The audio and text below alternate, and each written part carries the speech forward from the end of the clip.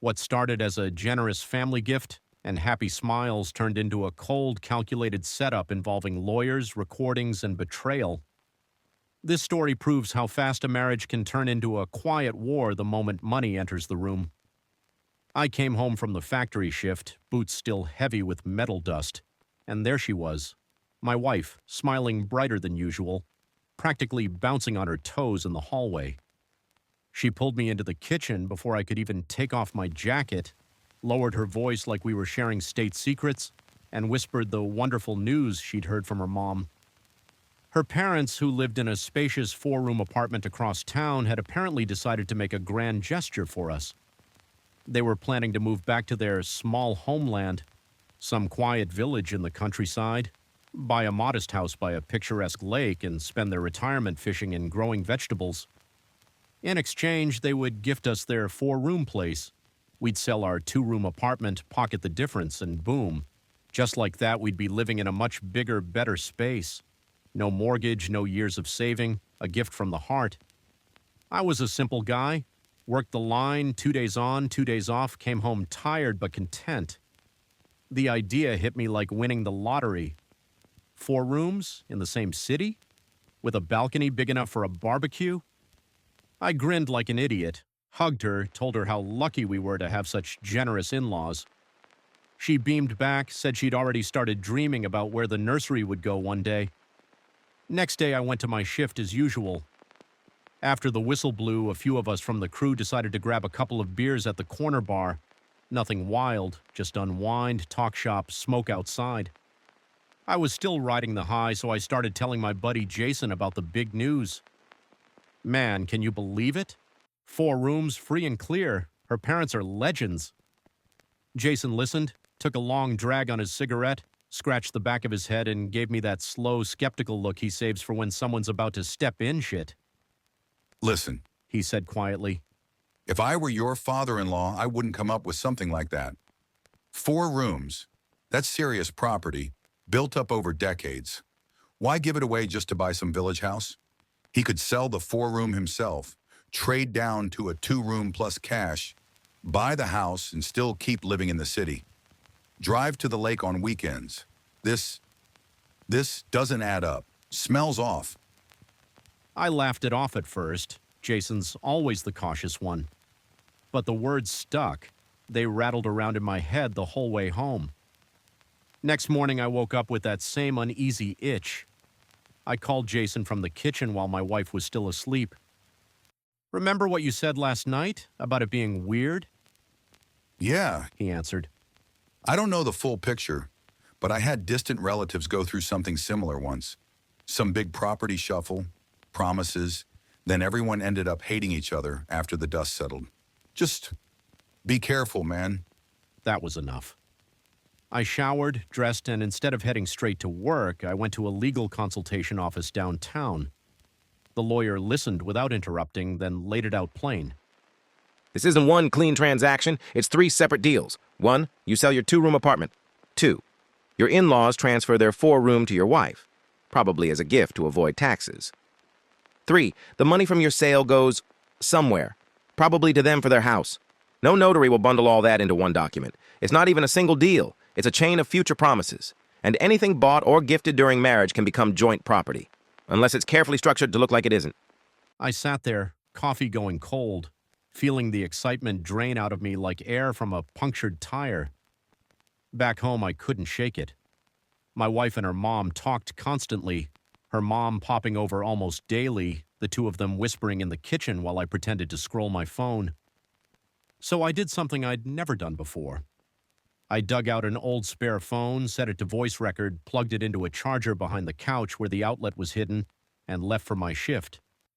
I told myself it was just to understand, not to spy, not to trap anyone, just to hear the truth without the sugarcoating.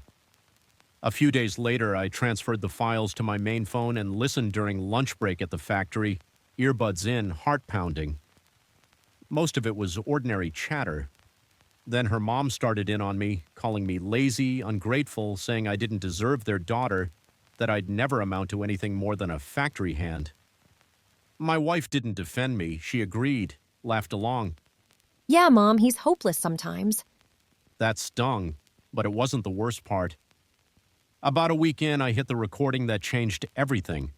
Her parents were over. 4 voices, glasses clinking, laughter. Then the real conversation started. The plan was simple and brutal. Sell my 2-room apartment. The cash goes straight to her mom. Her mom then gifts the 4-room apartment to her daughter. Official gift deed, no money changes hands between us. Once the gift is registered, my wife files for divorce. Because the 4-room came as a gift, not purchased during marriage, it stays her separate property. I get nothing. Not half, not a share, nothing. They keep the cash from my apartment sale, buy their village house, and my wife walks away with a 4-room apartment free and clear.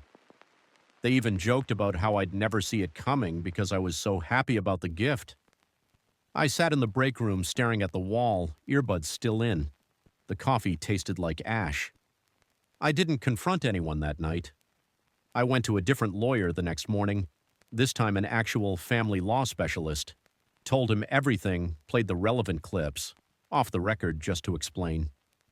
He confirmed the scheme was real, cynical, and, legally speaking, very hard to fight once the gift was registered and the divorce filed. I had the truth now, cold, ugly, and crystal clear, and I knew exactly what I had to do next. The lawyer didn't mince words. He laid out a simple, ruthless counterplan. Play along, act dumber than you are, let them think they've won, and when the moment comes, flip the table. A few days later, my mother-in-law invited us over for what she called a family celebration. We sat around their big dining table, the one usually reserved for holidays. She poured tea, set out cakes, and then, voice trembling with staged emotion like she was officiating a wedding, she made the announcement.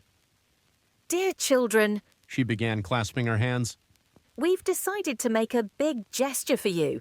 We're giving you our 4-room apartment. You sell your 2-room place, give us the money from the sale, and we'll use it to buy a cozy little house by the lake back in our home village. We'll spend our golden years there, fishing, growing tomatoes, watching the sunset. And you two, young, strong, will have a beautiful, spacious home to build your future in." My father-in-law sat across from me, eyes fixed on the tablecloth. He didn't say a word. On the hidden recording I'd made weeks earlier, I'd heard him try, quietly, weakly, to talk the 2 women out of it. They'd shut him down fast. Now he just stared at the floor like a man who'd already lost the argument years ago. I didn't hesitate. I jumped up from the chair, rushed around the table, and threw my arms around my mother-in-law in the most over-the-top hug I could muster. "Oh, dear auntie, dear uncle," I exclaimed, voice cracking with fake joy. "You're incredible. We're so grateful. This is a dream come true." My wife beamed. Her mother patted my back like I was a good boy who'd finally learned his place. Her father never looked up. We went home that night buzzing, or at least she was. I played excited right along with her. The next morning, we placed an ad in the newspaper for our 2-room apartment. It didn't take long. A young couple, parents had given them money for their first place, came, looked, loved it. We agreed on a price, set the closing date. Conveniently, it fell on my day off, which happened to be one of my wife's regular work shifts. She needed to sign the sale documents. So, sweetly, innocently, she went with me to the notary and signed a power of attorney giving me full rights to represent her interests and close the deal on her behalf. Armed with that paper, I went to the notary alone on the appointed day. Everything went smoothly. Signatures, handshakes, money transferred. 10-day grace period for us to vacate and hand over the keys via Acceptance Act. Clean, legal, done. That evening, my wife came home from her shift. The apartment was half empty. No TV, no microwave. Half the furniture gone. My clothes, my tools, my books, missing. And me? Not there. She called immediately. I was sitting at my parents' kitchen table. Dad and I were pouring cognac into shot glasses, 2 men toasting a clean getaway. The phone rang. I answered. "What's going on?" she asked, voice already rising. I kept it light, cheerful. "Oh, just sitting with Dad, celebrating the deal. 10 days to clear out, remember? We agreed everything's fine. I started moving stuff over so we don't rush at the last minute. No big deal. Relax, we'll rest now. She hung up. 5 minutes later, another call. Where's the money? Safe at my parents'. I brought it here for now. Don't worry. She hung up again. Then the third call came. I could hear her mother in the background coaching her. The tone had changed, sharp, furious. I laid it out calmly, no anger, no drama. You and your mom planned to sell my apartment, take the cash, gift your 4-room to you as a gift so it wouldn't be marital property, then divorce me and leave me with nothing. I heard it all. I recorded it. The sale is done. The money's with me. You signed the power of attorney. It's over. Silence on the line, then screaming. I ended the call, turned off my phone. Dad did the same with his. Mom kept hers on, just long enough for my mother-in-law to call and unload every insult in the book. Mom listened for 10 seconds, told her exactly where to go, then switched off too. The next day, the calls kept coming, from her mom, from random numbers. Threats, tears, promises to fix everything. None of it landed. There were 2 court cases. First, they tried to invalidate the apartment sale, lost. The deal was clean, notarized, money transferred, power of attorney ironclad. Second, divorce. Quick, uncontested on my side. No property to divide, because they'd tried to grab it all and ended up with 0. A few months later, real estate prices in the city started sliding. Slowly at first, then faster. The cash from the sale bought me a solid 2-room apartment in a good neighborhood, smaller than their 4-room dream, but mine.